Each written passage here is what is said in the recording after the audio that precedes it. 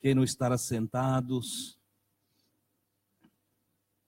É um prazer, uma alegria revê-los neste lugar e ver outros, né?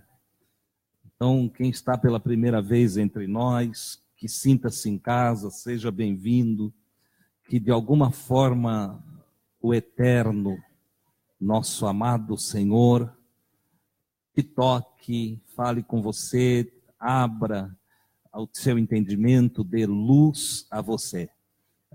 E é muito bom ver alguns outros que já fazia horas, né, Dudu? E bom, né? E bom revê-los aqui, né? Vanessa, Sara, que bom que vocês estão aqui, e todos os demais, tá? É muito prazeroso. O Zé, que andou fugido, né? Estava lá curtindo, né, Zé? Namorando, que benção. Maravilha, mas é muito bom que vocês tenham retornado a esta casa para juntos nós darmos mais um passo no conhecimento da história de Jesus, que é o que estamos fazendo. Já demos 3 passos, né? O irmão Adilson foi ajeitar ali, fazer uma introdução na quarta-feira, acabou ficando no 3º ainda, né? É que quando se trata de Cristo, tudo é muito grande, é muito glorioso, é muito maravilhoso. E às vezes eu fico lá, a minha grande batalha é para resumir, certo? Só para vocês terem ideia, eu tentei resumir e colocar 6 passos em um. Eu não consegui mesmo, tive que ficar de 1 a 1, certinho, não dá para pular passo, não dá para pular etapa, com Cristo é passo a passo, ok? Então nós estaremos estudando novamente, ou entrando agora em um próximo passo, que é o passo de número 4. Só que antes eu tenho aqui um anúncio que a irmã Josi pediu para eu passar para a congregação, que é as crianças, o encontro das crianças no sábado, dia 12.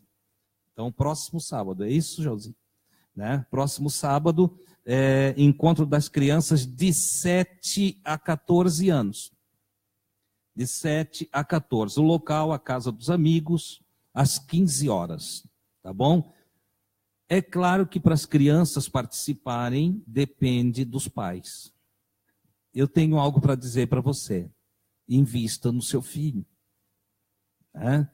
Os pais, às vezes, têm tempo para tudo, mas para o filho, às vezes, a coisa fica negligenciada.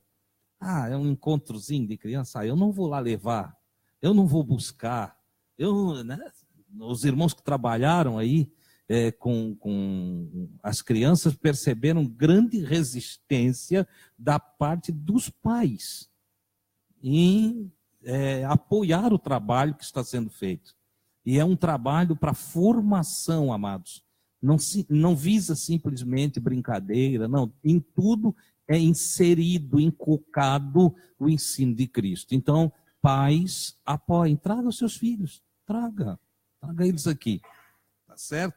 Você vai colher amanhã.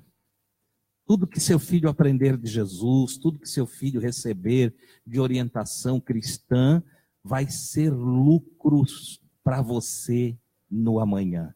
E disto eu sou uma testemunha, certo? Os lucros são incalculáveis, é bênção sobre bênção. Então você tem a sua criança aí de 7 a 14 anos, traga aqui, entendeu? Os irmãos vão estar trabalhando com elas. Outro aviso é que quarta-feira, nós não teremos o nosso encontro, a nossa reunião aqui. Nós compramos um piso para colocar na casa, está muito feinho o nosso piso aqui, e a gente foi abençoado, e então chegou aí um piso, entende? Chegou a argamassa, chegou tudo aí para nós.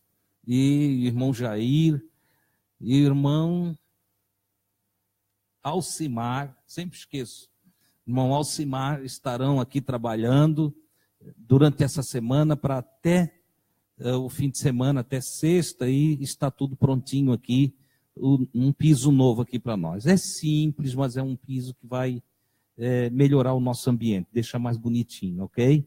Então, na quarta, nós não teremos o nosso encontro. Olha a sugestão. Reúnam-se na casa. Convide 2, 3 casais e leve eles na sua casa para conversar de Jesus, tá? Elimine o quê? O diabo. Estão com medo de falar? Elimine o diabo. Porque vocês já aprenderam que diabo é dissensão, contenda, divisão, resistência. Certo? Então elimine ele. E deixe ficar lá Jesus. Põe ele no centro ali, o papo fica legal, entendeu? Se tem um cafezinho, um chazinho lá, vai ficar muito gostoso. É uma benção. Então aproveita a quarta-feira próxima, se Deus quiser e nós vivermos, para se encontrar, fazer uma célula em casa, encontre-se com amigos, mas encontre-se com outros, não aquele costumeiro, né? Lá em casa tem uma turminha que é constante, entendeu? Aí você, Deus faz acepção de pessoas. Não, é que eles têm coragem de chegar. E alguns não têm, né, Ian? Tem alguns que ficam longe, passam 10 anos, nunca me visitam. Não, eles falam assim, o pastor não precisa de visita. Querido, o pastor é um irmão. O pastoreio é um dom. Um serviço que um irmão de vocês presta para vocês. Mas, na lógica, o pastor não é mais do que vocês. É simplesmente um irmão que Deus usa com o dom em alguma área para atuar em favor de todos vocês. Entendeu? Então, eu também gosto de visita, tá? Claro que agora não precisa fazer uma fila amanhã lá em casa, entende? Cuidado, devagar, entende? Mas são todos bem-idos. Amém? Então, quarta, não teremos reunião, aliás. Outro aviso. A partir do domingo, nós já estaremos usando um pátio. Nós alugamos um pátio. Tem esse aqui do lado. E tem entre a farmácia um corredor, certo? Então, o pátio de trás da farmácia, nós alugamos ali para que os irmãos tenham onde colocar seus carros. Está ficando difícil, às vezes não tem mais vagas aqui no entorno. Então, a gente alugou e estaremos usando, né? Essa semana nós vamos ver aí o que é preciso fazer ali para deixar tudo ajeitadinho, somar junto com os trabalhos daqui. E então os irmãos vão chegar a partir do próximo domingo, os irmãos vão chegar e não vão entrar aqui. Vão entrar no lado da farmácia, ok? E nós vamos deixar aqui para depois que encher lá. Daí encheu lá, não tem mais vaga, aí entra aqui. Então, para coordenar, porque depois de cheio lá, a pessoa que estará ali cuidando para nós vamos ter que conversar com alguém para cuidar. A pessoa que ficar cuidando ali, depois de o pátio encher, a pessoa vai fechar o portão e aí vai vir para cá. Ok? Então, para nós não ter que destacar 2 irmãos e aí fica mais difícil, nós botamos um e vamos revezar, eles vão fazer uma escalinha aí, né? Tem bastante gente que gosta de ajudar. E os que gostam já podem me procurar, tá bom? Eu vou aceitar ajuda. Amém? Então, a partir do próximo domingo, nós já vamos estar usando ali o pátio para estacionar alguns carros ali. E os irmãos que chegar depois de tudo lotado lá, então vão ter oportunidade de entrar por aqui. E depois encher aqui, você vai ter que deixar mais longe. Eu deixo o meu lá longe às vezes, deixo lá na outra rua, já para não pegar a vaga aqui. Entendeu? Eu venho bem cedo, em vez de eu parar aqui, eu paro lá, naquela rua de lá, que é a que tem mais vaga. E só para dar vez para os irmãos, ok? Então, você que tem essa graça de conseguir andar um pouquinho, né? Jesus te deu boas pernas, bons pés. Se você puder ajudar, também ajude, né? Não faça como alguns, que às vezes vão embora porque não acharam estacionamento. Meu Deus! Não achou estacionamento? Não achou aqui, bem pertinho, entendeu? Deixa ali no cemitério, entendeu? Mas eu tenho medo, irmãos, vai te converter, entendeu? Eu já moro aqui desde menino, Nunca vi assombração nessa rua aqui. Entende? Desde menininho, catava coquinho ali, ó, na frente do cemitério. Entendeu? Então, pode ficar tranquilo que nenhum que está ali se mexe, não. Você sabia? Todos aqueles, até eu tenho recomendado aquele lugar ali para alguns. É que tem umas pessoas que só vivem reclamando, né? Daí eu tenho dito, olha, eu sei de um lugar onde não tem dor, onde ninguém... Olha, a população daquele lugar é extremamente sossegada. É mesmo, irmão? Diz, claro. Onde? No cemitério. Ali ninguém tem dor, não tem dorzinha de cabeça, não tem dor na coluna, nada disso. Entendeu? E com isso eu quero dizer assim, até pela dorzinha dá para dizer obrigado, Senhor, que ela é sinal de que eu estou vivo. Amém? Que coisa maravilhosa, não é? Então eram esses os avisos.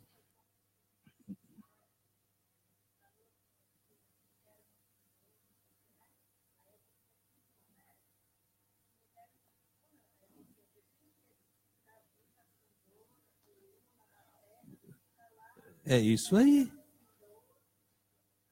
É isso mesmo que nós estamos recomendando. É que só não vale, ali só vale para quem não quer, né? Amém? Não, pode deixar, irmã Odete, fica tranquila. Nossa irmã está participativa, uma benção. Tá? Estamos em casa. Queridos, nós vamos tratar então hoje do passo 4 com Jesus. Esse passo 4, ele se dá na ordem. Claro que você não tem essa ordem aí na Bíblia, mas na fusão dos evangelhos, na ordem cronológica da história de Jesus, dos acontecimentos que envolveram a vida de Jesus. Então, nessa ordem, o passo 4 trata do segundo anúncio, sendo que no passo 3 nós falamos de nascimentos anunciados. Pessoas que vieram a essa terra tendo o seu nascimento já pré-ordenado por Deus e anunciado pelo Senhor. Nós não estamos aqui tratando, e aí você precisa ter entendimento, nós não estamos corroborando a doutrina da predestinação, não. O que nós estamos estudando é que Deus, o Criador, Ele sabe das coisas antes que ela aconteça. Naquilo que está em seu plano, em seu projeto, todos que ainda vão chegar ao planeta Terra, Deus já sabe, porque não vem a não ser dele. Todos fomos criados por eles. Seres visíveis e seres invisíveis. Você consegue entender isso? O Paulo fala de mundos visíveis, mundo matéria. O mundo que é possível enxergar, que é possível estudar, que é possível observar. O mundo matéria. Desde o microcosmo, ou seja, um micro-organismo, mas que é em si um mundo. Porque é interessante que, quando a gente fala de mundo, a gente não está simplesmente falando do globo terrestre com a sua população, mas às vezes tem um mundo em micro-organismo. Então, desde um átomo, onde manifesta-se a assinatura do Criador, lá na junção de elétrons e prótons, entendeu? Nós vamos partir dali para formar a primeira célula e o desenvolvimento de todas as coisas ali, entende? Nós que não temos acesso, mas os cientistas, através de aparelho, observam mundos incríveis. Acontecimentos que estão invisíveis ao olho nu, mas que se tornam visíveis pela capacidade de lentes de observação poderosíssimas. Então, do microcosmo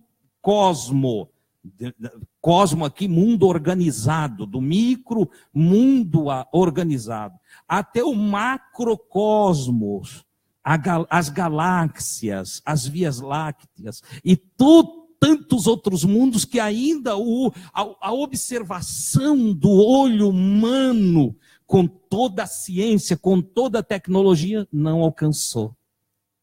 Entendeu?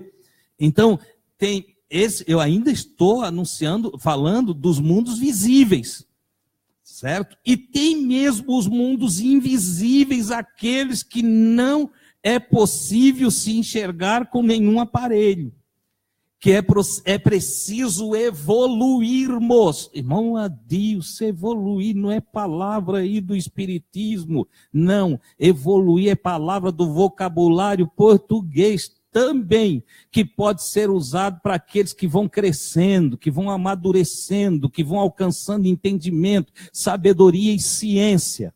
Você está entendendo?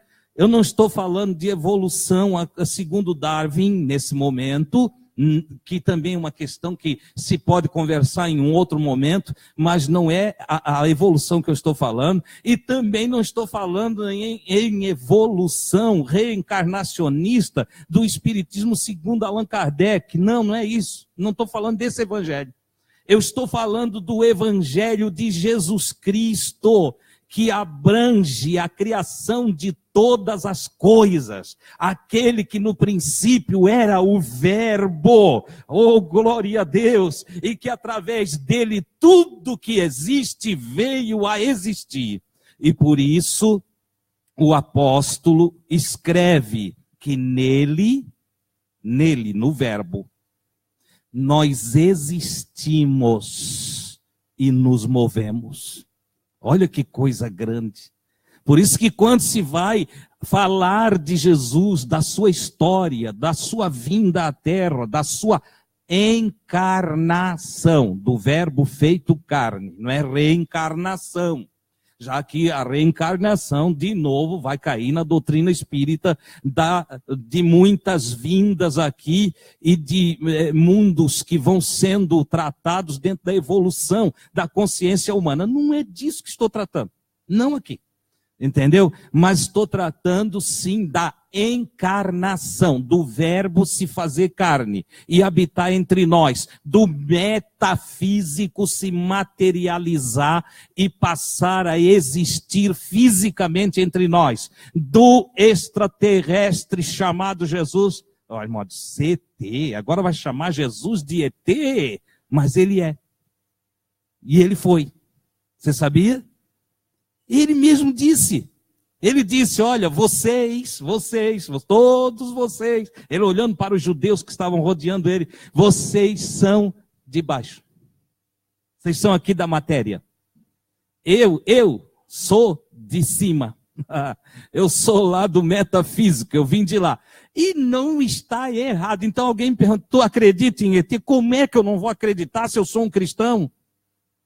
Como é que eu não vou acreditar se Jesus desceu da glória do Pai, dos mundos invisíveis, inconcebíveis à mente humana, dos mundos que ainda não foram revelados, que alguns que tiveram só uma pitadinha de revelação de lá, como Paulo, João, o apóstolo do amor, Daniel, o profeta amado do Senhor, eles tiveram só uma visãozinha pequenininha da habitação do divino, e eles, quando voltam de lá, ficam sem palavras para descrever, e na expressão de Paulo, o mais douto dos apóstolos, é o seguinte: vi coisas inefáveis que aos homens não dá para contar.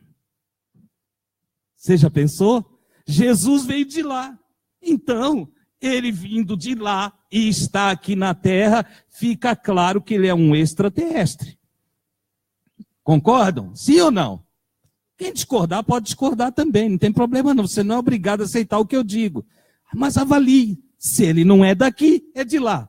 Se ele é de lá e aparece aqui, ele é alguém extraterrestre, alguém que está fora da Terra. é alguém de fora da terra que veio nos visitar. E sua visita foi maravilhosa, porque a sua visita trouxe salvação para todo aquele que crê nele. Olha que coisa extraordinária, que coisa magnífica. Ora, este ser que é de mundos desconhecido a nós, o qual ele tem alguém que ele chama de pai, que ele ensinou nós também chamar de pai. Chamar de pai por ser ele o nosso criador, certo? Então, ele nos ensina a chamar de pai. O pai, a divindade em sua plenitude, certo? O ser eterno em sua plenitude, ele conhece as coisas que ele vai fazer por antecedência. Porque há um princípio, na verdade existem 7 princípios bíblicos que Deus trabalha através deles. Está revelado nas Escrituras. Eu não vou agora falar sobre os 7 para eu poder dar adiantamento ao passo do ensino de Cristo, certo? O que ocorre é o seguinte, que Deus, em um de seus princípios, e esse eu vou destacar, ele não faz nada sem projeto. Você sabia disso? Deus não faz nada sem projeto. Tudo que Deus vai fazer, nós temos, né, a capacidade, vamos fazer um puxadinho ali. E a gente não faz projeto. Vou abrir um quarto aqui para o meu neto. E a gente não faz projeto. Deus não. Antes dele fazer qualquer coisa, ele desenha. Sabe aquela música que Deus desenhou você? É verdade. Ai, irmão Deus, mas é uma música, não é um hino. E daí? Hino não é música também? E música também não pode ser hino? Aquela música, o autor estava inspirado. Entende? Ele, sem saber, por pura inspiração, escreveu na forma poética que quando Deus te desenhou, entendeu? Ele estava com algo especial nele. E é verdade. Deus nos desenha antes de nos dar forma. Primeiro ele desenha e depois ele dá forma. E porque ele primeiro desenha, ele pode falar do seu projeto futuro. Por isso mesmo, através do profeta Isaías, com 500, quase 600 anos antes, 700, ele pôde dizer como é que seria o Messias. Como seria Jesus? Como é que ele ia viver? Qual a essência do seu ser, da sua aparência? Olha que coisa extraordinária. Por quê? Porque Deus já tinha desenhado ele. Igualmente o Senhor desenhou João Batista. Desenhou ele e antes de executar o projeto, trazer ele à existência, é bom lembrar que a Escritura diz que Deus chama à existência coisas que não existem, como se já existissem. Ele chega lá e diz, ó, eu vou fazer assim, e ele faz. Ele é Deus. Você entendeu? Para você compreender isso, você precisa navegar um pouquinho nas coisas que você já desejou e pelas quais você batalhou para dar forma. Entendeu? Por exemplo, um dia eu planejei uma garagem lá em casa, nós não tínhamos espaço. Mas eu comecei a pensar, e eu levei muito tempo, anos, pensando como ia fazer uma garagem lá. E comecei a ter uma ideia, é uma ideia. Entendeu? E eu fui desenhando ela aqui. Depois dela estar bem desenhadinha aqui, eu profetizei dela. Não profetizei em nome do Senhor, obviamente. Eu não sou um tolo para fazer isso. Vocês nunca façam isso. Por aí tem gente, pregador, que diz, profetiza aí para o teu irmão. Não profetiza. Entendeu? Porque está escrito, não tomarás o nome do Senhor teu Deus em vão. Porque o Senhor não terá por inocente aquele que tomar o seu santo nome em vão. E também está escrito, ai do profeta, que fala de forma leviana, dizendo, assim diz o Senhor, quando o Senhor não disse. Olha só, a coisa é complicada aqui. Então não põe o nome do Senhor em coisas que você maquina, coisa que você sonha, coisa que você planeja. Cuide com o nome do Senhor, zele pelo nome do Senhor. Deixa o nome do Senhor para as coisas que o Senhor de fato, entende, se pronunciou. Certo? Bom, eu comecei a desenhar aqui e profetizei para o Jair. Eu tenho essa vontade, esse desejo. O Jair pegou, olhou, ele tem a habilidade e a graça, o dom de Deus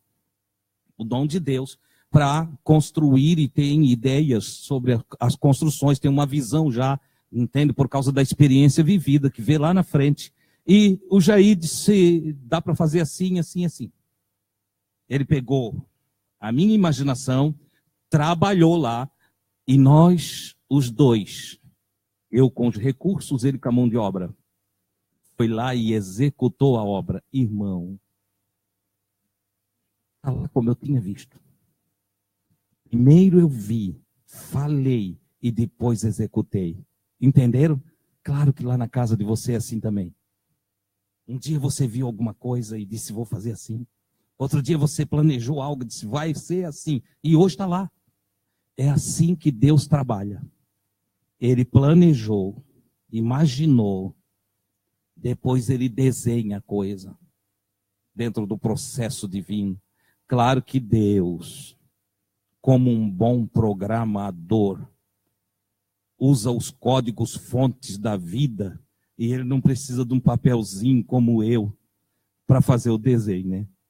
Ele trabalha por detrás da tela, no código fonte. Certo? Ele vai fazendo a somatória dos dados, né? Dos números. Ele trabalha matematicamente, por isso sai exato. Entende? A coisa vai fechando todinha. Isso aqui vai fazer assim, isso aqui chega lá.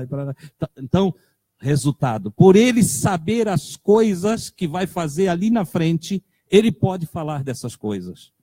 E é dentro desse ponto que ele fala do João Batista, como nós vimos no passo 3, quando falei aqui que um mensageiro de Deus, e como nós estamos desteologizando, desmistificando e dessistematizando dentro do processo que queremos, entende? Nós já mostramos que mensageiro pode ter sido um anjo, pode ter sido um homem. Entendeu?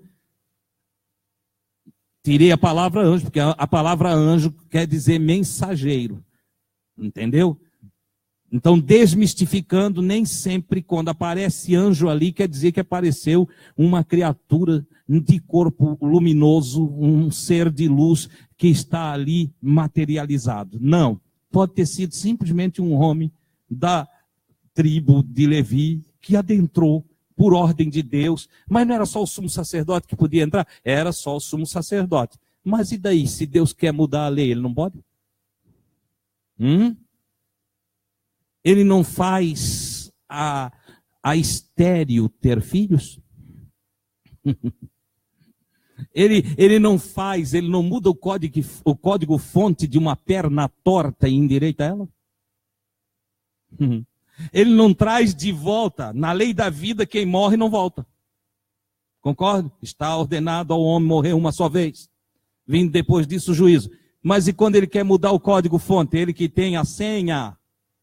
Estou falando de linguagem de computação que fica mais fácil de entender os mais novos. Né? Ele que tem a senha para mudar o código fonte, não pode ir lá e digitar, esse aqui vai voltar a viver. Mas o Senhor está ordenado morrer uma vez, tá? Porque eu quis, agora vou mudar o código aqui. Viveu, lá vem o Lázaro de volta. Entendeu? Deus é Deus. Então você precisa entender isso. Tá? Então, o nosso quarto passo vem a anunciação, assim como foi anunciado para Zacarias, o nascimento do seu filho, ao qual no anúncio ele deveria ter dado o nome de João, e assim foi feito. Vem agora, no sexto mês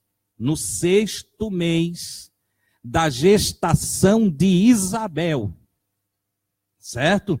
Se nós formos olhar, eu dei a data ali, mais ou menos, é aproximada a data, no ano 7 antes de Cristo, no mês de outubro, 10 de outubro aproximadamente, o Zacarias recebe a visita visita do mensageiro, que diz para ele que Isabel, que é estéril e que já está envelhecida, ele também está envelhecido, mas Deus muda o código-fonte e diz para eles que eles vão ter filhos. Velhinho reproduz? Ah, se Deus é com ele, amigo. Tá vendo como é bom servir Jesus? Mas velhinha ainda gera filho, vai ter filho, se ela está com Deus e Deus escolheu ela como alguém que pode ser importante para os povos, Deus muda o código-fonte e ela é rejuvenescida. Entendeu? E Deus fez isso com Isabel e com Zacarias. Resultado, dali do que o anjo falou, há aproximadamente de 7 a 6 meses, na verdade, Maria recebe a visita de um varão chamado Gabriel. De novo, um mensageiro de Deus, Gabriel, homem forte de Deus. Esse é o significado do nome Gabriel. Irmão Adilson, mas é um anjo. Se ele é uma criatura extraterrestre vinda diante do trono de Deus, ou se ele é simplesmente um profeta do quilate de Elias, de Daniel, de qualquer outro, para mim pouco interessa. O que apareceu para ela foi um sujeito com o nome que em seu significado hebraico quer dizer homem forte, o homem forte de Deus, mensageiro do Senhor.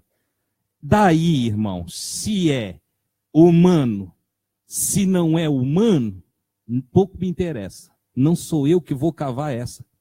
Nessa seara eu não vou trabalhar. Sabe por quê? Porque ela não é relevante para a nossa vida. O que é relevante é a mensagem que ele traz. Porque está a jovem Maria, lá no 6º mês, uma donzela. Entendeu? Uma donzela. Ela é noiva de um moço chamado José. Lembram o estudo da genealogia? Ela é noiva de um moço chamado José, que é da descendência de Davi, da descendência de Abraão, da descendência de Adão. Mas por que repetir isso, irmão Adilson? Porque em cada estágio aí, se você pegar o evangelho, as gerações na descendência vão vindo em números. 14 gerações, mais 14 gerações. Eu não vou entrar em detalhe agora. Mas é que cada detalhe das gerações vai Deus fazendo pacto com homens no processo. Certo? Então lá com o primeiro homem, Deus tinha prometido que da semente da mulher haveria de nascer da geração feminina, haveria de vir um descendente que ia fazer mudanças na população, na vida, no mundo, nos cosmos individuais. Ia reinar e ia destruir o projeto de alguém chamado Satã. Alguém que se chama Satã, mas que daí a mística católica transformou em um sujeito, no sentido de pintar ele com chifre, rabo, pintaram ele de vermelhão, entendeu? Não foi assim? Ou então pintaram ele de capa preta e aí diminuíram, fizeram ele mais pequenininho e tal. Tudo é místico, tudo bobagem, entendeu? A palavra que vai simbolizar Satã, ou o que Deus usa no Gênesis em uma poesia para definir a ação de Satã, que não é um sujeito, vai aparecer exatamente na palavra hebraica que nós temos traduzido por serpente. A palavra hebraica que nós temos traduzido por serpente quer dizer imaginação, pensamento. Então aquilo que você lê aí na sua Bíblia de serpente, não, a imaginação, pensamento. Nós vamos ter um estudo a respeito disso aí, bem detalhado, mas eu queria que você só acompanhasse agora. O descendente da mulher, diz Deus para a mulher, que o descendente dela ia aniquilar, pisar em cima da cabeça da serpente, significando, vai pisar, vai passar por cima da imaginação, dos pensamentos ilusórios, certo? Mas aí, diz assim, e essa serpente simbólica, a imaginação e os pensamentos ilusórios, vão ferir o calcanhar do descendente. Por quê? Porque vai tentar fazer com que o descendente se desequilibre e queira as coisas aqui de baixo, queira as coisas da terra. Por isso ela é definida lá, a serpente comerá pó, vai viver de matéria, não vai ter desejo pelas coisas que são de cima. A imaginação do homem, diz Salomão, é má desde a sua meninice. E como a imaginação do homem é má desde a sua meninice, o homem pensa mais nas coisas de baixo do que nas coisas de cima. Você pare um pouquinho e veja quais são as suas aflições, de onde brotam as suas tristezas, o que te faz suar, o que te faz sofrer, o que te faz chorar, o que te faz andar triste, o que te faz baixar a cabeça, na expressão bíblica, se arcar como um junco. Só as coisas da matéria. Entendeu? Ora, eu estou te explicando isso fora do quadro total daquilo que temos que aprender no Gênesis, só para te fazer entender uma pitadinha de que o simbolismo do Gênesis, ele vai ser apontado em Jesus. Por exemplo, a tentação que Jesus sofre no deserto, ela está totalmente ligada à imagem do Gênesis, da serpente. Jesus é tentado em sua imaginação, em seus pensamentos. Não apareceu um bicho de chifre lá, com rabo comprido, pata de cavalo. Não apareceu para Jesus. Não. Jesus está em jejum e é atacado pela sua própria psique. Por isso, Satã é opositor, um pensamento que contraria a voz de Deus. Não é um ser, é um pensamento, é um substantivo que contraria a voz de Deus. Deus disse, não come. Dentro começou uma guerra. Mas será por quê? Por que ele não quer que eu coma? Todos nós somos assim. Aquilo é a história de todos nós. Nossa psique vive em total conflito. Paulo escreve isso com outro desenho. Ele diz, olha, porque a carne combate contra o espírito e o espírito contra a carne, e eles se opõem um ao outro. Ou seja, há uma guerra constante em nós. E até tem gente que pensa que o Paulo está dizendo que ele, já cristão, envolvido por Cristo, ainda tem o mesmo conflito. Ele não tem, não. O contexto da onde ele fala isso, ele diz, olha, de sorte que eu não faço o bem que eu quero fazer e o mal que eu não quero eu faço. Eu tenho uma guerra tão grande dentro de mim que as coisas boas que eu quero fazer eu acabo não fazendo. Ele está falando. Aí ele chega a um desabafo e diz assim, quem me livrará do corpo dessa morte? Isso aqui é morte em mim. Quem me livra disso? E de repente ele acende a luz. E ele diz, mas graças a Deus por nosso Senhor e Salvador Jesus Cristo, que nos dá a vitória. Cristo me ensina a vencer meu Satã, minha oposição.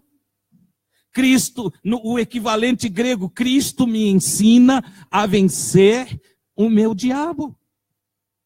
Entendeu? Então o diabo não é um personagem que vem de fora. Alguém aqui já encontrou ele na escadaria da casa? Alguém já viu ele pegando alguém pela mão para se embebedar? Quantos já passaram por... Claro, vocês já passaram por de vários botecos, olharam para dentro, viram ele sentado no balcão? Foram no terreiro de Umbanda e viram ele dançando? Foram no centro espírita, pediram para baixar todos eles ali e viram ele, as sombras, andando para lá e para cá? Não. Sabem por quê? Eu estou falando da figura do personagem criado miticamente como diabo. É disso que eu estou falando.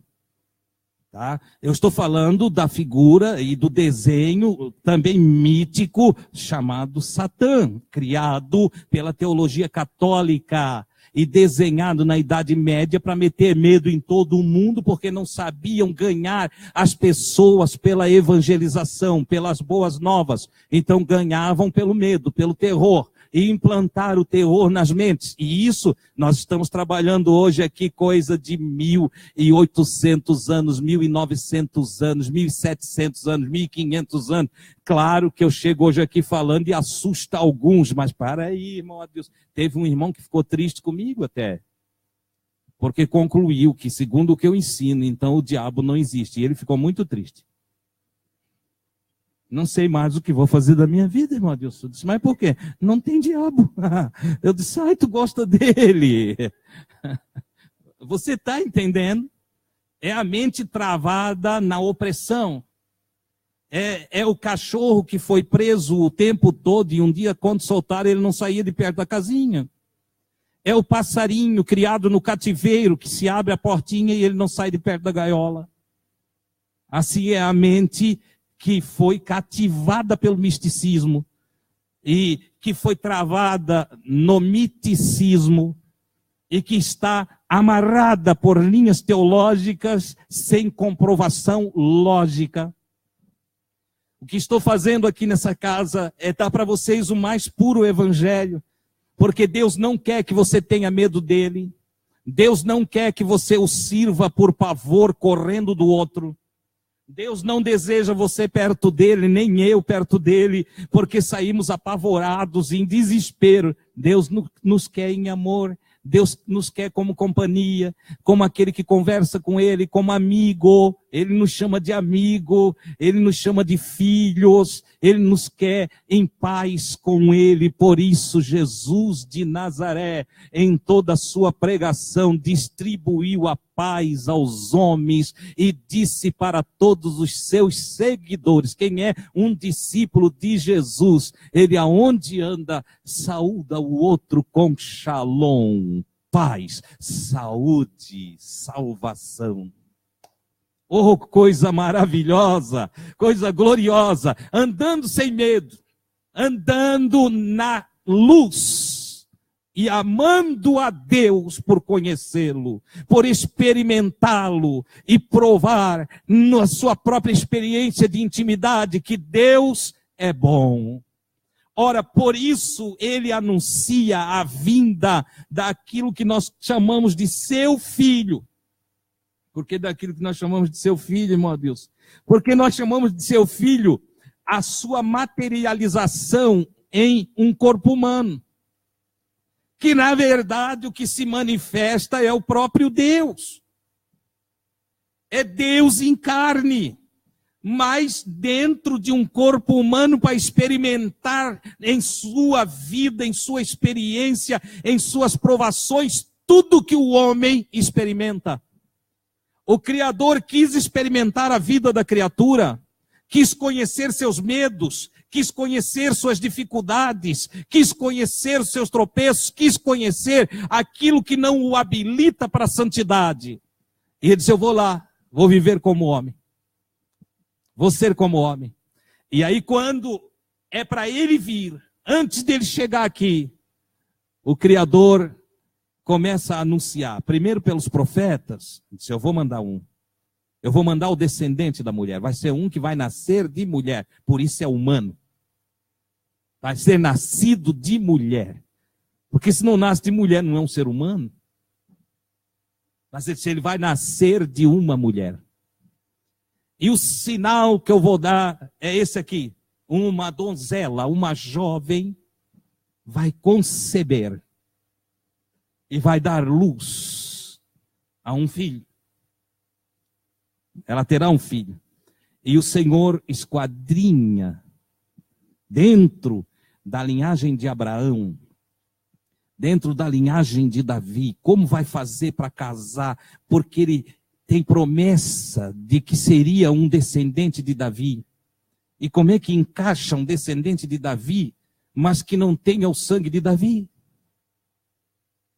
Como é que encaixa dentro da linhagem? Bom, o Criador desenhou. Ele disse, eu faço um descendente. Faço não, eu faço o encontro, promovo o encontro de amor entre um descendente de Davi com uma jovem. E esse descendente justo, um homem espiritualizado, para compreender as coisas do Altíssimo, vai compreender o que eu vou fazer com essa jovem. E aí então ele envia o mensageiro. E o mensageiro chega e encontra Maria, mãe de Jesus. E o mensageiro diz para ela, faz uma saudação. O mensageiro aproximou-se, né? Maria era da região de Nazaré. Veja que coisa interessante, tudo desenhadinho. Lá atrás dizia, ele será chamado Nazareno. Então a moça precisava ser de Nazaré, porque como é que vai dar cumprimento à profecia? E o Criador vai fazendo o mapa. Da onde vai passar o descendente? O descendente, o especial. Entendeu? Ele disse, ó, tem que ser da cidade de Nazaré, tem que ser da região da Galileia, porque ele também vai ser conhecido como Galileu. Então ele vai ser chamado de Nazareno, vai ser conhecido como Galileu, mas ele tem que ser filho de Davi. Como é que faz? Ora, o Senhor promove em seus planos o encontro de Maria com um jovem da casa de Davi, da descendência de Davi, chamado José. Aqui os dois se enamoram, se amam, se gostam, planejam um casamento. E Deus está trabalhando e eles nem sabem. Eles nem sonham. Eles não fazem ideia que o encontro, o dia que eu fico imaginando, aquele dia de encontro, o primeiro encontro de Maria e José. Sabe, José olhou e disse, gosto muito de ti. Voz embargada, meio tremo. Próprio dos jovens, não é assim? Está afinzão, mas o medo que ela diga não. O José passou por aí. Entendeu? E aí, olha só, estou muito afinzão de ti. Eu não sei se ele usava gíria lá naqueles dias, mas... Tu é a flor mais bela de Nazaré. Não sei se ele era romântico. Se era tímido, feito eu. Entendeu? Que eu olhei para ele e disse, ó, quero te namorar. Ela disse, posso te dar a resposta amanhã? Eu disse, amanhã tu nunca mais me vê. Agora eu nunca. Você entende? Eu não sei como era o José. O escritor não tinha o propósito de escrever a história dele. Só tinha o propósito de escrever a história de Jesus. E a história de Jesus precisa ser contada com sua linhagem. Então ele dá explicações que o moço era da casa de Davi. Ele dá explicações que a moça era de Nazaré, da região da Galileia. E aqui começa a fechar o que Deus já tinha falado lá atrás. Certo? Começa o fechamento. Mas nem ele, o moço, nem ela, a moça, tem conhecimento de que Deus está no controle da vida dos dois. Você me entende? Não há uma forçação de barra, os dois não são marionetes de Deus, mas os dois têm interesses que casam com o interesse de Deus. Os dois querem ser justos. Os dois querem se espiritualizar. Os dois amam a Deus. Os dois guardam a palavra de Deus. E Deus está vendo.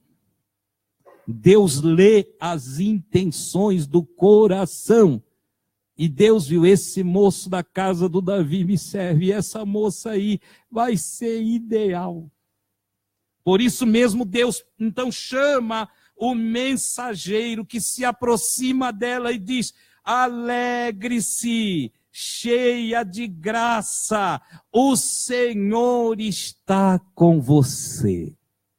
Imagina só, tem irmão aqui que fazia um reteté. Entendeu? Irmão, olha, eu estava ali na esquina. Ou eu fui lá tirar a água, irmão, chegou um varão perto de mim, disse, alegre-se, cheia de graça, porque o Senhor é com você. Ele disse, se dissesse coisa ruim, eu disse, sai seu inimigo, entendeu? Mas disse coisa boa, normalmente quem fala coisa boa, o outro se empolga todo. Maria, veja só que o texto vai dizer assim, que Maria ficou pensando. Ela ficou pensando, mas que saudação é essa? Que palavra é essa? A Escritura diz, ela ficou intrigada com esta saudação. Eu dei o texto, está lá, né? A Escritura diz, ela ficou intrigada com esta saudação, pensando o que isso significa. O que significa essa saudação? Cheia de graça, estou toda favorecida. E o Senhor está comigo. Que saudação diferente. O mensageiro, porém, olhou para ela e acrescentou. O mensageiro olhou e disse, continuou falando. Não tenha medo, Maria. Porque quando as coisas são estranhas, mesmo que sejam boas, a gente se assusta. Não é verdade? Imagina alguém recebe a visita de um mensageiro de Deus que diz assim, em breve vou te trazer para aqui comigo.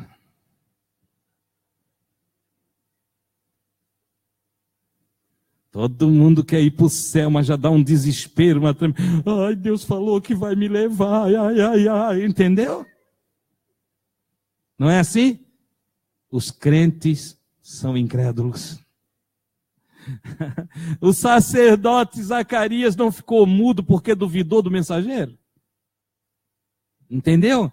Ficou mudo, ele está mudo ainda, já faz 7 meses que ele está mudo, ou melhor, 6 meses que ele está mudo, porque aqui da saudação, ele está lá 6 meses mudo, desde que saiu lá de dentro, ou 7, entende? Aproximadamente. Ela está gestante há 6 meses, ele deve ter ali naquele período, 1 mês antes, então ele está 7 meses mudo. E por que ele está mudo? Porque não confiou em Deus. Porque não acreditou no que o mensageiro de Deus falou para ele. Então ele continua mudo. Quem não acredita tem que calar a boca. Entendeu?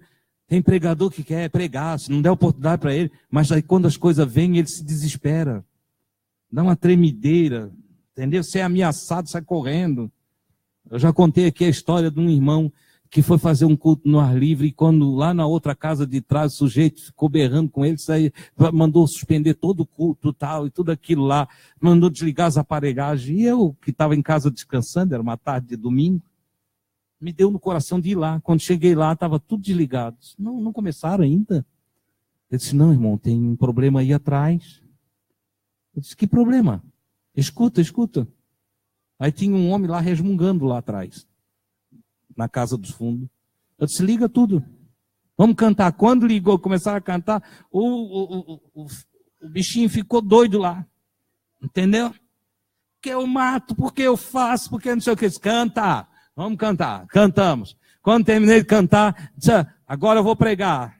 Entende? Vou pregar nessa tarde como Deus ama as pessoas. Ama até tu que estás gritando aí atrás. Cala essa tua boca. E ele calou na hora. Calou, à noite eu estou dentro do templo, na Nova Joinville, em Joinville, e de repente um irmão, um obreiro, que lá tinha o estrado, né, sentava tudo ali, aí o irmão obreiro, irmão Adilson, olha lá, irmão Adilson, olha lá. Eu olhei, aquele irmão obreiro que ele tinha quase 2 metros de altura, tá, irmão? É assim, Diego? 1,99, né? Olha lá, irmão Adilson, olha ali. Eu disse, o que tem? Aquele homem lá, eu disse, que homem, rapaz? Aquele que está entrando ali. Disse, qual é o problema? É o homem lá da tarde. Ele achou que o homem foi lá avançar em mim. Eu disse, que bom que ele veio para o culto, fica tranquilo. Quando fomos fazer Lá fazia o convite, né? Vamos fazer o convite, o homem que Jesus, resumindo, tornou-se o porteiro da congregação. O gritão ficou tão abençoado. O ameaçador tornou-se amigo. Olha só, nós não podemos ter medo. Se nós confiamos, não precisamos ter medo. É isso que o varão Gabriel, o homem de Deus, diz para Maria: não tenha medo, Maria. Você foi agraciada, favorecida. O Senhor, com toda a sua bondade, te alcançou, olhou para ti e mandou eu falar com você. Olha que coisa extraordinária. Você conceberá no seu seio e dará luz a um filho, e você o chamará pelo nome de Yeshua, Jesus, forma da nossa língua portuguesa, Jesus. Jesus grego, Yeshua hebraico. Então, o mesmo nome, que quer Yeshua, tem uma interpretação aqui. Yah é o nome de Deus no Antigo Testamento. Shua, salvação. Então, o nome dele significa: o Senhor é salvação. Olha só, todas as vezes que chamamos Jesus, nós dizemos: o Senhor é salvação. Ou o Senhor é minha salvação. O Senhor é nossa salvação. Então, olha que coisa maravilhosa. Ele pega e diz para ela: o nome vai ser esse. A Maria está ali atenta. Você o chamará pelo nome de Jesus. Ele será chamado grande. Nós não falamos? Grande é o Senhor e muito digno de ser louvado na cidade do nosso Deus, no seu monte santo, formoso de sítio, alegria de toda a terra, é o nome do nosso Deus. Os cantores aí me deixaram na mão. Ficaram admirados de eu ficar cantando. Olha a idolatria. Resultado, queridos, a canção que exalta a Deus nada mais é do que o reconhecimento que o salmista, por revelação, já tinha do Senhor. É bom lembrar que para o salmista Davi, o Pai do céu, também tinha dado visões a respeito do nascimento desse menino, que viria da sua descendência, que por confusão acharam que o grande reinado em Israel era o de Salomão. Mas não, o reinado é o do Cristo, porque Salomão morreu e o seu reino já acabou. E o pacto com Davi era de um rei que viria da sua descendência, o seu descendente no singular. E que dentro da descendência do Davi viria um rei que ia reinar eternamente. É bom lembrar que o nosso rei, Jesus, que é da descendência de Davi, ainda não está entronizado sobre todos os reinos. Ele que rejeitou a oposição interna de fazer coisas pela ganância do ter, ser e poder. Lá no deserto ele rejeitou, quando sua própria psique dizia: tu tem poder, tu é divino, tu viesse de cima, tu podes fazer pedra transformar-se em pães. Tem gente que pensa que tinha um sujeito, um capeta em pé do lado de Jesus, falando para Jesus: se tu és o Filho de Deus, é aqui dentro, querido. Em jejum, em fraqueza de carne, em constante concepção mental. Entende? A psique faz: ele está passando fome. E o seu interior diz: tu pode fazer pedra virar pão. Mas ele diz: não vou fazer pedra em pão, porque eu não estou aqui para satisfazer meus desejos.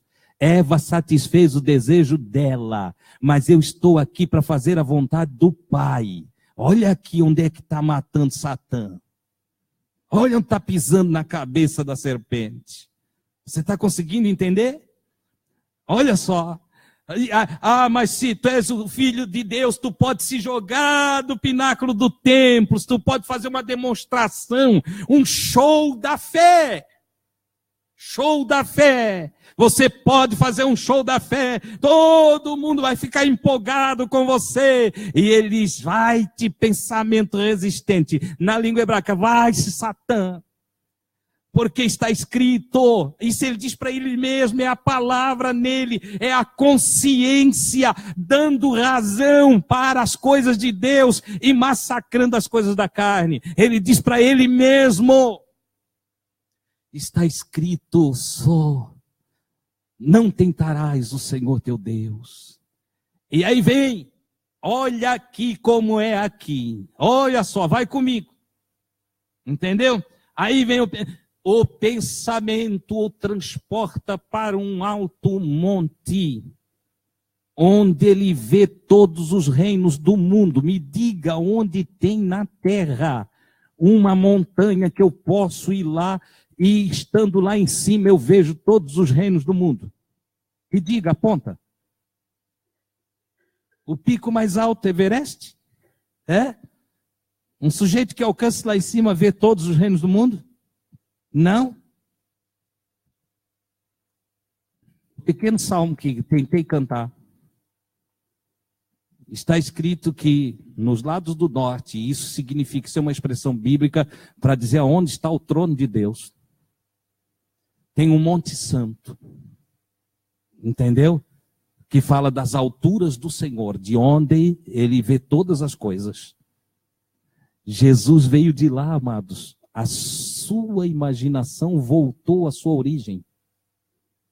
E de lá, da sua imaginação, da serpente, das imaginação e pensamentos, ele contempla todos os reinos do mundo. E na condição de homem, ele é tentado a dominar tudo aqui. Ele sabia que podia, assim, ó, ele dominaria tudo. Botaria o Império Romano abaixo. Entendeu? Restituiria todo o reino de Israel. Colocaria em ordem todas as coisas. Era só ele querer. Mas naquela provação da sua humanidade, ele não veio aqui para isso.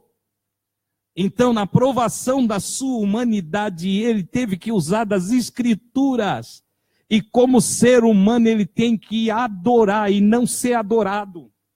Ele tem que obedecer e não ser obedecido como ser humano. Por isso ele responde para si mesmo. Você está entendendo um diálogo da alma de Jesus com a sua carne, da sua consciência espiritual e a sua alma ligada à matéria? Ele então diz, olha, está escrito. Para quem que ele dizia que está escrito? Para ele mesmo. Está escrito, só ao Senhor teu Deus adorarás e somente a Ele servirás. Não quero nada aqui, quero fazer a vontade do Pai. Eu preciso vencer. Compreender, irmãos? Se ficar dúvida depois, você fale comigo. Entendeu? Fica aqui, mas então, irmão Adilson, não tem capeta me levando para lá, não tem Satã me empurrando para o outro lado, não tem diabo me pegando e fazendo. Não. Não e sim. Para aí, irmão Adilson, então é do maligno, porque é sim ou não? Não na mística, não no mítico, não como a teologia passou para nós, mas sim na lógica do nosso próprio ego.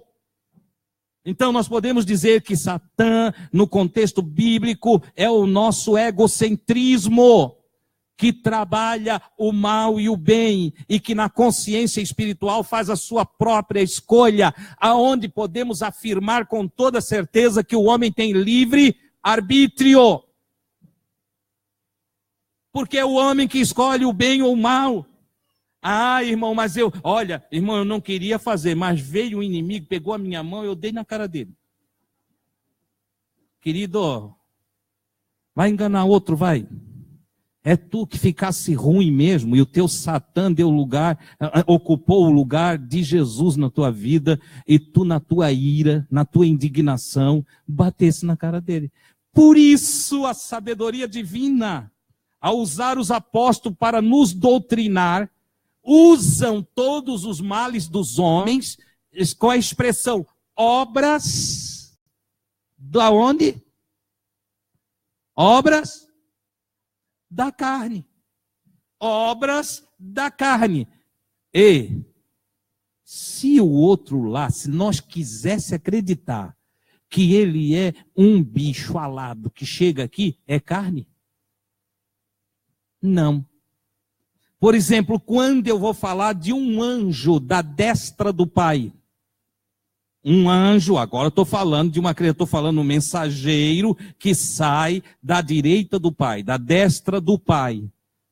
Nós estamos falando de um corpo de luz que se manifesta pelo querer de Deus, virtudes divinas que se corporificam. É bom lembrar que Deus é luz, né? Luz é energia, energia em velocidade forma matéria, não é assim? Acelera a energia lá e nós vamos ter matéria diante de nós. Olha só, então a corporificação de seres de luz, sim.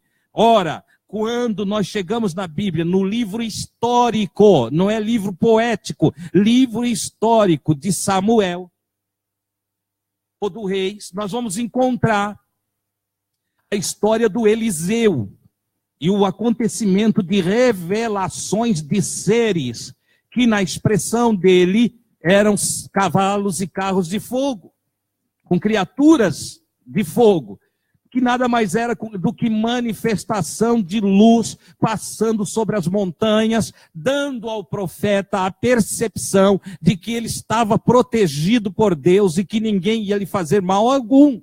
Enquanto o seu moço, que não via nada, ficou apavorado e estressado, agoniado, aterrorizado, começa a gritar, meu pai, nós estamos cercados, ele só via a matéria. E o Eliseu, numa condição de amor profundo, pede a Deus, abre os olhos do moço. E de repente os olhos do moço são abertos. Deus permite ele ver além da matéria. E o que ele vê? Ele via o que Eliseu estava vendo. Passou a ver os carros e cavalos de fogo. A manifestação, o holograma de todo o conjunto da destra de Deus que estava ali para proteger o profeta. Olha que coisa maravilhosa. Então, irmãos, nós temos aqui a revelação do que está acontecendo com o propósito do Pai em enviar Jesus. Ponto 1. Maria é aconselhada a não ter medo, não se assuste. A mensagem é, você vai ter um filho, você vai conceber, ele vai estar dentro de você. Esse filho será grande, o Senhor Deus dará a ele o trono de Davi, pai dele. Pai por descendência. Como? Mas não, ele não era filho de José, irmão Deus. Já falei aqui na genealogia que quando você adota uma criança, a criança tem legalmente o seu nome e é herdeiro seu. Moisés foi adotado pela filha de Faraó e era príncipe no Egito. Certo? Mas ela era filha dele? Ele era filho dela? Não, era adotivo. Mas a condição legal em todas as culturas, adotou é filho, acabou. O José vai ser avisado daqui a pouco pelo Senhor. Vamos concluir com Maria. Olha só, Deus dará a ele o trono de Davi, pai dele. Ele reinará na casa de Jacó para sempre.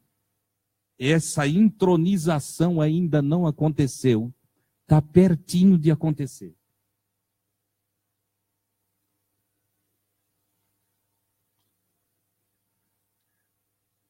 Ele reinará na casa de Jacó para sempre, e o seu reinado não terá fim.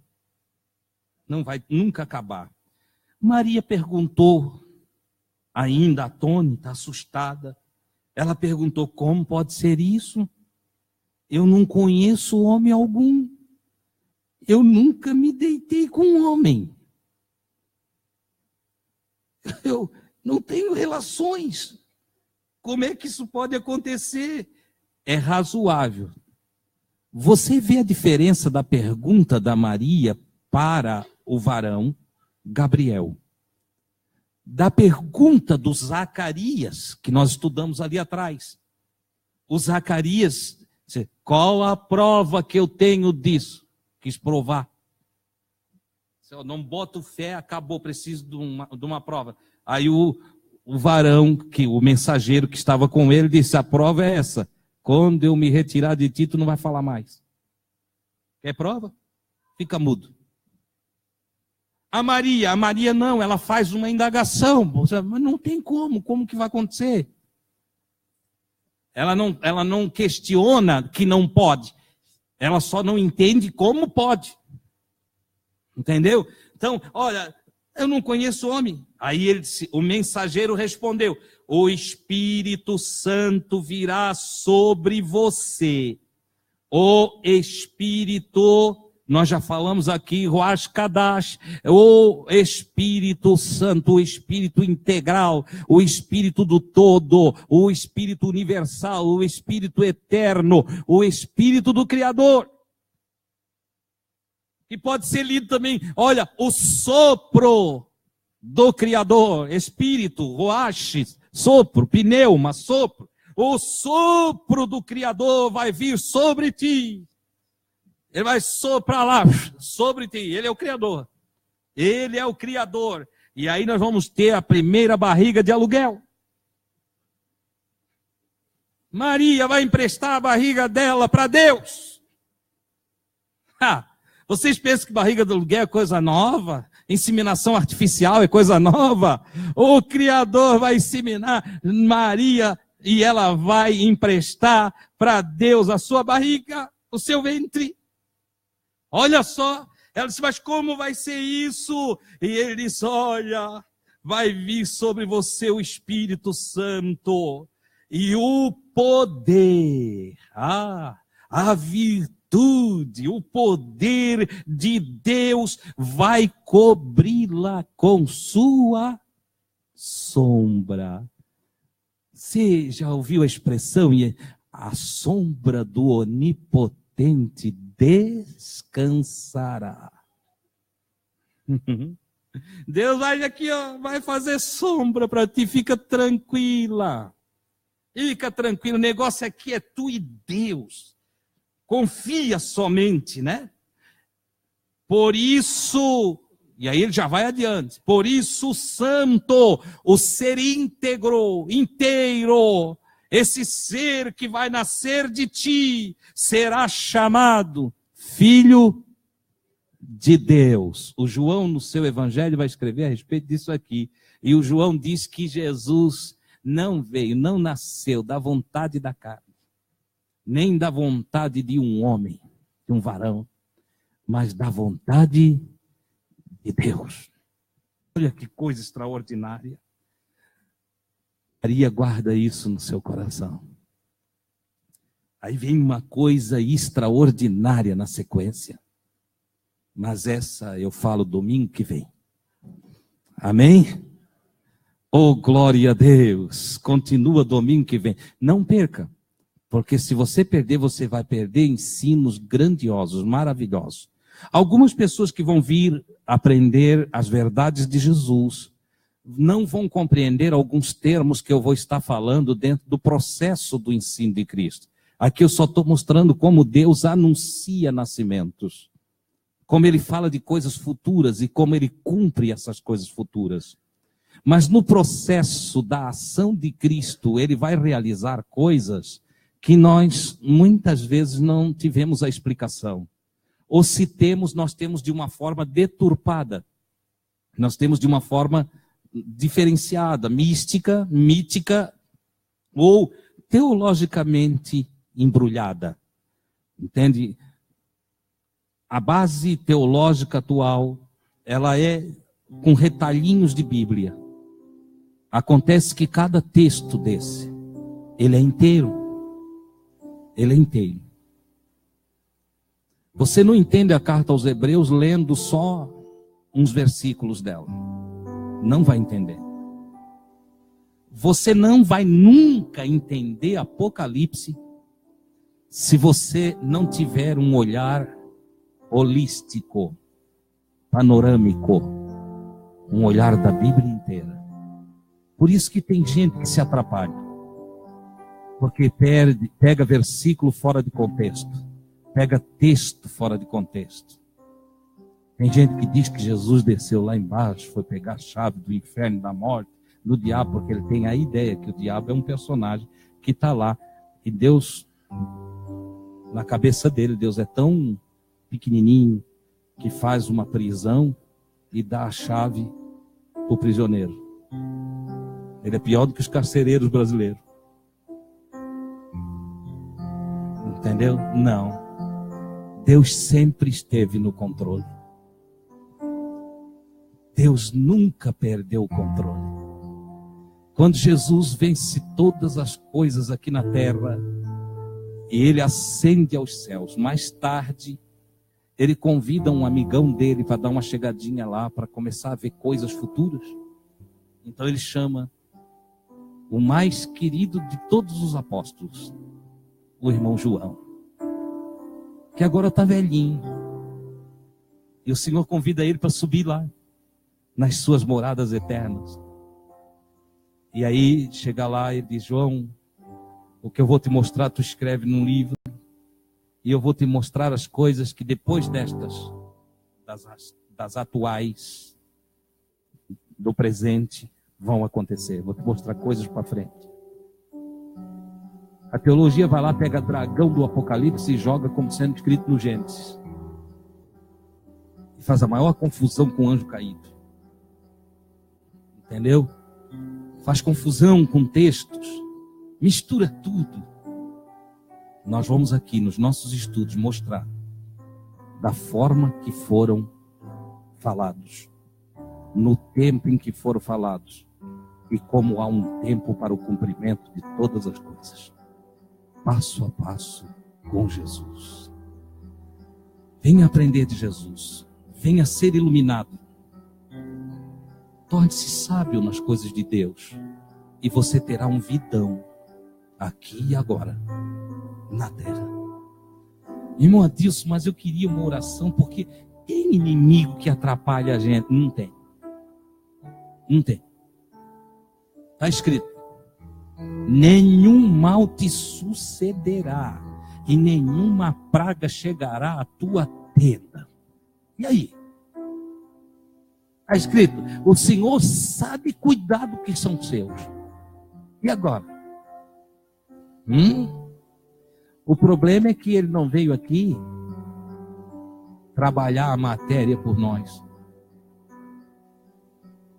O problema é que para a matéria, a instrução é: trabalhe, are, plante, guarde, colha, coma, faça cálculos, não esbanje, não dê passo maior do que a sua perna. Sabe o que a gente faz? Nós queremos ser aposentados. Você sabia que a aposentadoria não é de Deus, né? Ah, meu Deus. É o que a gente mais quer, né? Mas contraria a voz do Senhor, que é para nós trabalhar. Nas parábolas, Jesus diz: trabalhe até que eu volte. A ciência diz que o aposentado morre mais cedo. Porque não está nos planos de Deus a aposentadoria.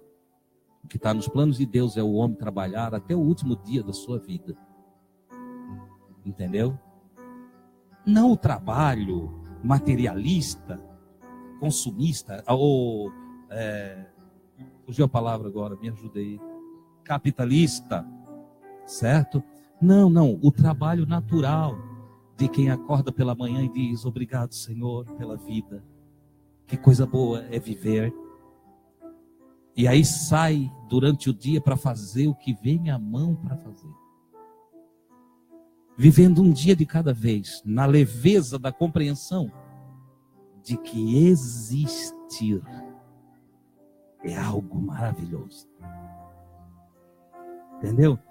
E aí então, faz o suficiente para aquele dia, na porção daquele dia, com contentamento, com satisfação, e vai ser feliz. Aí você não adoece, aí você tem tranquilidade, aí o estresse não te pega. Não te pega. E se o estresse não te pegar, você vai economizar saúde, mas muita saúde. É claro que a isso se soma outras coisas que nós não fizemos, porque nós fomos ensinados a vir pedir tudo para Deus. Nós oramos para Jesus nos curar, mas comemos demais, comemos errado, comemos porcaria, ingerimos pelo paladar e não pela saúde. Entendeu? Aí vem todos os excessos. Aí aumenta o colesterol, aumenta a glicose, aumenta não sei mais o que, e aí aumenta a pressão. E a gente aumenta peso, fica barrigudo como eu. Entendeu? E depois a gente vem orar. Pastor, ora. Está tudo em descompasso. As minhas taxas estão nas alturas. Era para eu subir e as taxas é que sobem. Você entende o que eu estou falando? O inimigo de cada um de nós somos nós mesmos. Que tal nós fazer um propósito hoje à noite? De começar a ordenar a nossa vida pela luz da palavra de Deus. Que tal um propósito? Eu vou entrar em equilíbrio. Nada demais. Tudo na medida. Não vou correr, vou caminhar. Não vou comer até o olho não querer mais. Vou comer só uma porçãozinha para me manter esse dia. Vou fazer um teste. Essa semana toda vou comer pouquinho. Vou fazer uma caminhadinha. Eu vou diminuir meu peso. E eu não vou orar pedindo nada. Não vou orar pedindo nada. Porque eu estou errando em tudo. Então eu vou, nas minhas orações, dizer: Deus, eu te agradeço pela oportunidade de existir hoje. Te agradeço pelo privilégio de receber luz e ter a oportunidade para fazer mudanças na minha vida. Não seria essa a mensagem maior do Deus em carne e de seu antecessor João Batista, que dizia: arrependei-vos, mas arrependei-vos do quê? Nem todos eram idólatras. Nem todos andavam na maldade. Mas a mensagem era para todos: arrependei-vos e crede nas boas novas. E dentro das boas novas não vem a mensagem do equilíbrio, a mensagem do domínio próprio. O que as boas novas traz? As boas novas traz perdão para os nossos desvios de alvo e luz para o nosso encaminhamento no sentido de conversão. E traz dons de Deus na forma de frutificação, e entre eles o domínio próprio, que nos faz viver bem, que nos faz ter amor à vida, e amar a vida é amar o Criador. E amar o Criador é se encontrar. Olha que coisa extraordinária. Alguns talvez digam, irmão Adilson, olha, eu não consigo gostar daqui. Isso aí deixa a gente muito responsabilizado pela vida toda. Pois eu te digo, só existirá juízo final. Porque cada um de nós é responsável diante de Deus pelo que fazemos da nossa vida aqui e agora. Mas nos ensinaram a chorar. Nos ensinaram a falar línguas, nos ensinaram a pular, nos ensinaram a cultuar, nos ensinaram a acreditar numa porção de coisa que não faz sentido para a vida. E pouco nos ensinaram a ter responsabilidade com aquilo que somos em nós mesmos. Nos ensinaram que a serpente é mesmo uma cobra falando com Eva. E daí para cá, de Eva até ainda pouquinho, todos nós concordamos que a cobra me enganou, que a mulher me desviou. Não são poucos os homens que, ao ver uma bela mulher transitando dentro daquilo que é natural no curso da vida, nos caminhos dos homens, chamá-la de diaba, de tentação, ou de outro adjetivo qualquer, de forma pejorativa. Porque há o homem a incapacidade de entender que o bem e o mal está nele mesmo. Que louvar a Deus pela beleza não é pecado, mas que cobiçar a mulher do próximo é. E não tem um ser voando em volta dele, de um lado para o outro. Mas, irmão Adilson, o anjo do Senhor, e está aí de redor Satã e o anjo dentro de ti.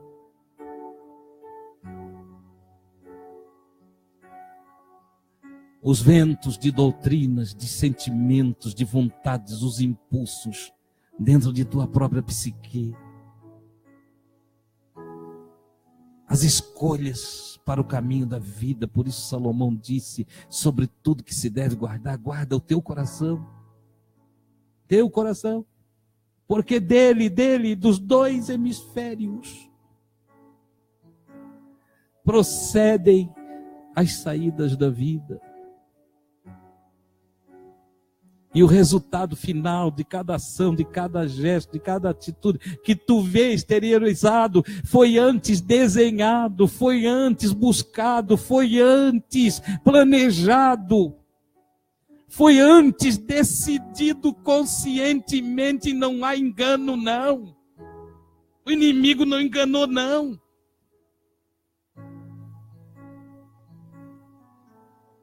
É que eu quis. Eu desejei, e só por isso comparecerei diante de Deus para prestar conta.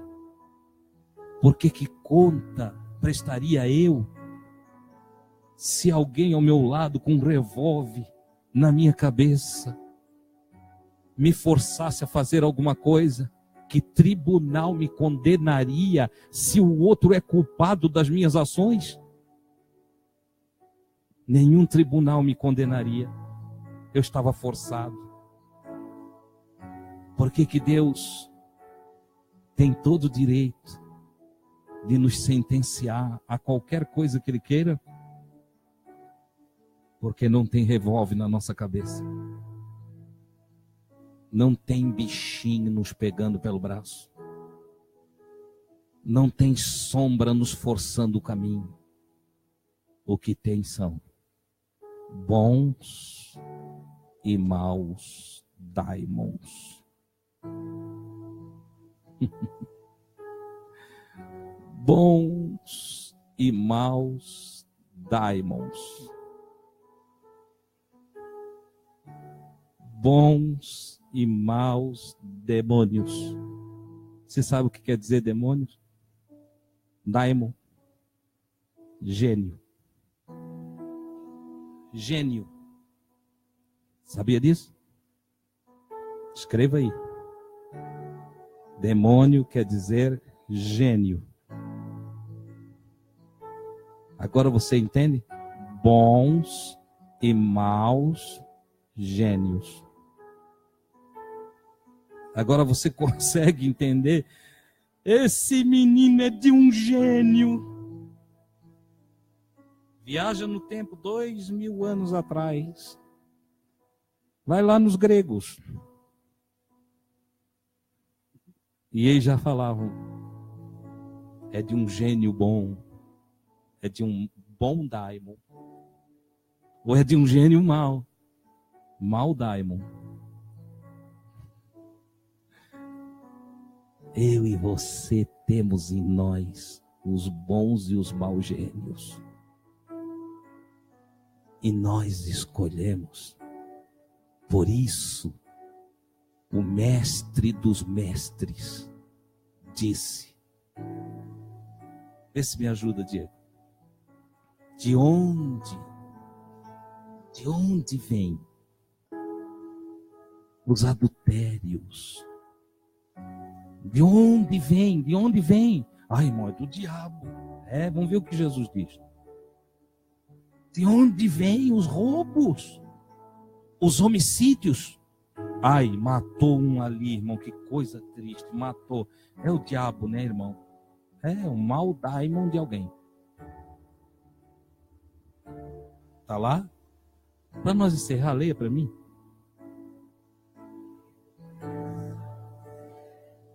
Para um pouquinho. Porque da onde que procede? Do coração. Procede, nasce, surge. Não é de um jardim no Éden com uma cobra no lado de fora.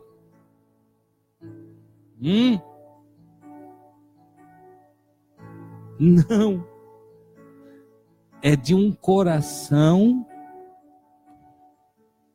com imaginações e pensamentos.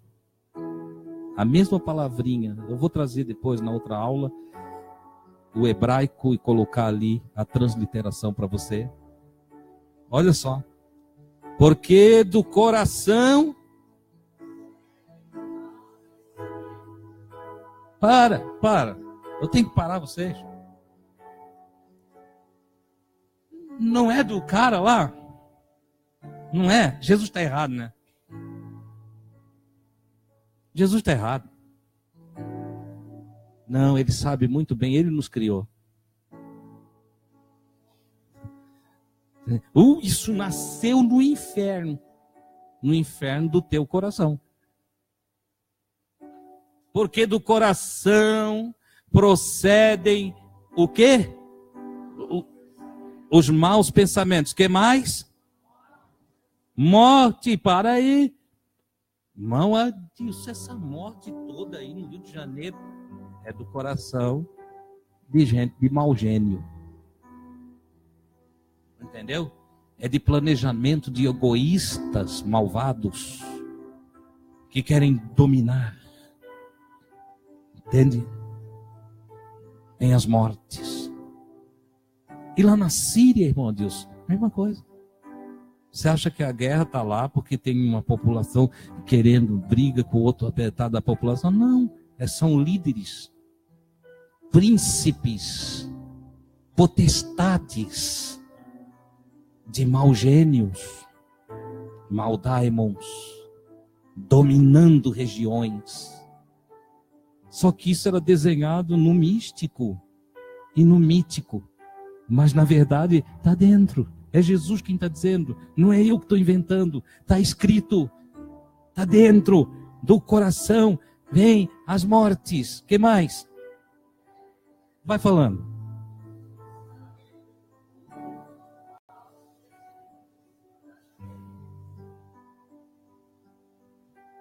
Viram de onde é que vem? Entende agora o irmão, entende agora o nosso irmão Salomão? Sobre tudo que se deve guardar, guarda o teu coração. Porque é dele que procedem as saídas da vida. A vida em curso, na vida física, é resultado das imaginações e dos pensamentos. Não tem um passo seu dado que não foi planejado, que não foi desenhado antes. Por isso somos responsáveis. Então pare de botar a culpa numa coisa que não existe e chame a realidade para o que existe. Entendeu? Pare de botar sal grosso dentro de casa e bota a palavra de Deus dentro de ti. Pare de amarrar a fitinha no braço e amarre as escrituras nas tábuas do teu coração. Olha só. Pare de usar raminho de arruda, espada de São Jorge. Pare de chamar a benzideira. E passe a dar ouvidos aos ensinos de Jesus. Pare com a mística e envolva-se com a verdade. Conhecereis a verdade e a verdade vos libertará. Eu preciso orar com vocês, as horas correram. Oh, glória a Deus.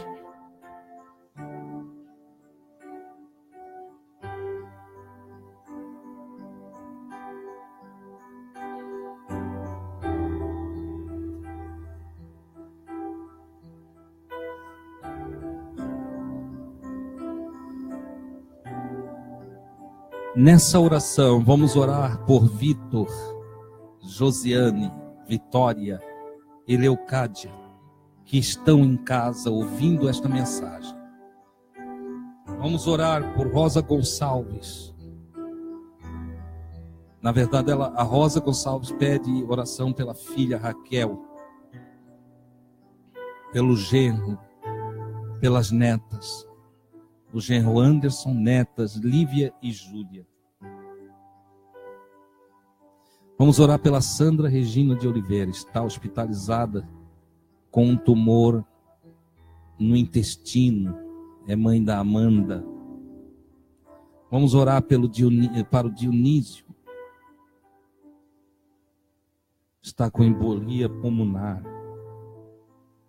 Vamos orar pelo Patrício, ou Patrícia, está com depressão. Patrícia, né? Amiga do Cláudio. Sandra, sogra do irmão Ademar, está internada com sérios problemas.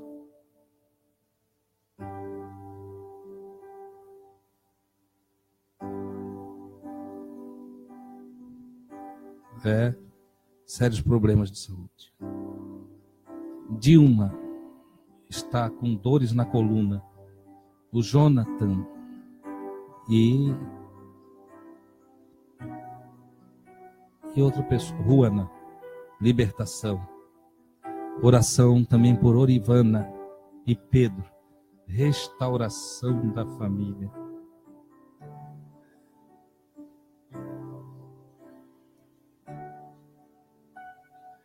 Impõe as mãos sobre ela. Nós vamos orar pela vozinha também, a irmã Organdina. Ela é a mais jovem daqui.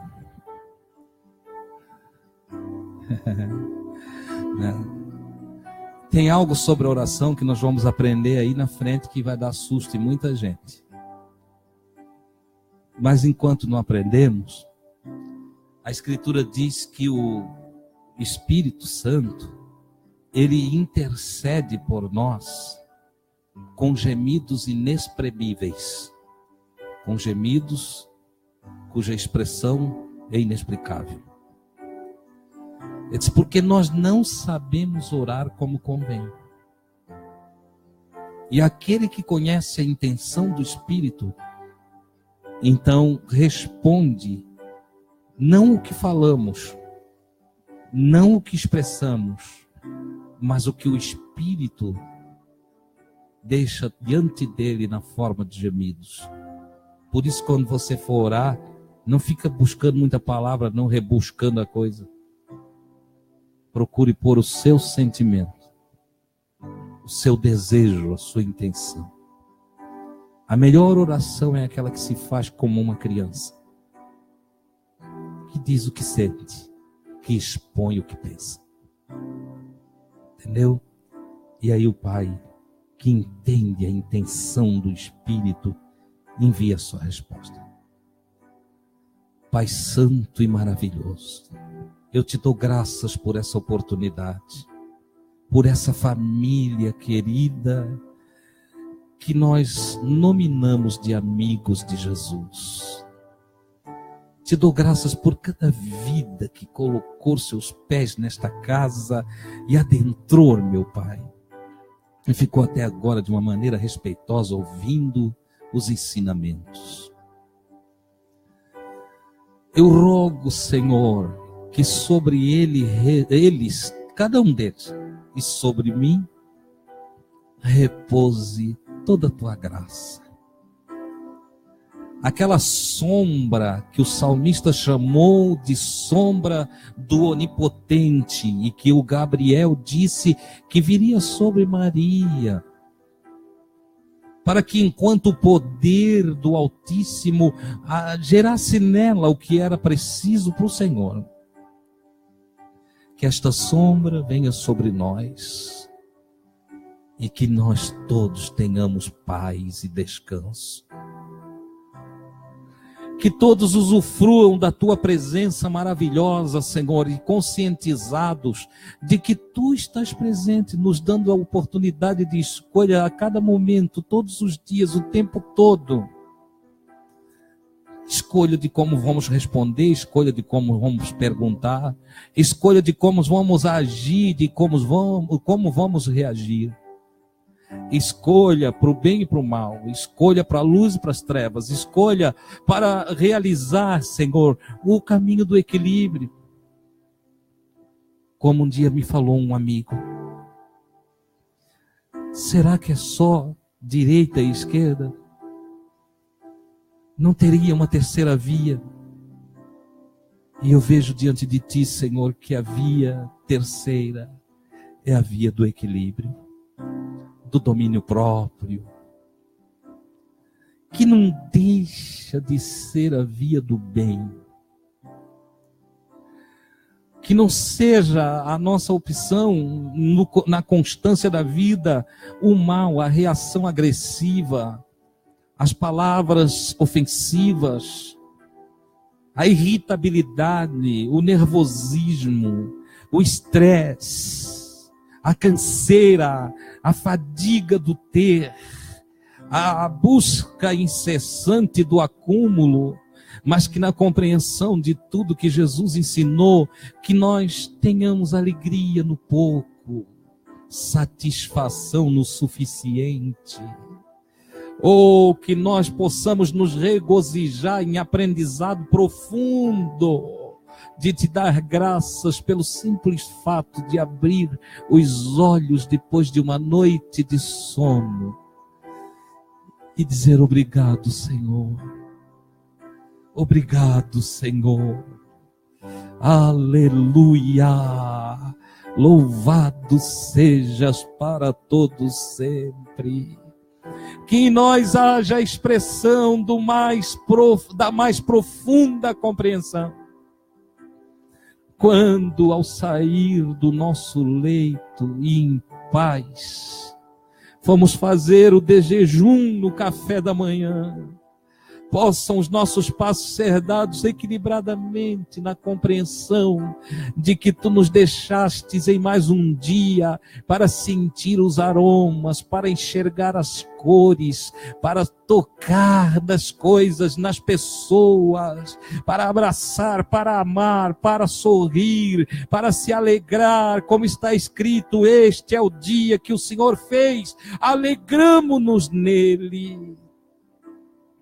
Oh, glória a Deus! Que todos nós possamos evoluir, papai, alimentados por Ti, iluminados pela revelação que Tu nos dá, que todos nós possamos evoluir e atingir a maturidade, para viver a Tua vontade, para fazer a Tua vontade, para obedecer a Ti, Senhor, que não buscas nada que venha nos oprimir, mas que buscas o nosso próprio bem, porque o homem, a mulher, a criança, o jovem que faz a Tua vontade encontra alegria, se encontra com a paz, mergulha, oh aleluia, na luz. Tal pessoa é bem-aventurada. Ajuda-nos a ser assim. Tu que em nós começastes esta boa obra, conclua segundo a Tua vontade. Em minhas mãos tem vários pedidos que li, pedidos diversificados, pessoas que estão enfermas, Tu o sabes por causa dessa situação, a causa dessa situação, pessoas que estão vivendo atribuladas, que escolheram errado, papai, que se dirigiram para o alvo incerto, pessoas que fizeram escolhas equivocadas, lares que estão perturbados porque foram feitas escolhas erradas, escolhas equivocadas. Sabe o que eu te peço? Ilumina-os para que possam encontrar a saída, ilumina-os para que busquem a solução.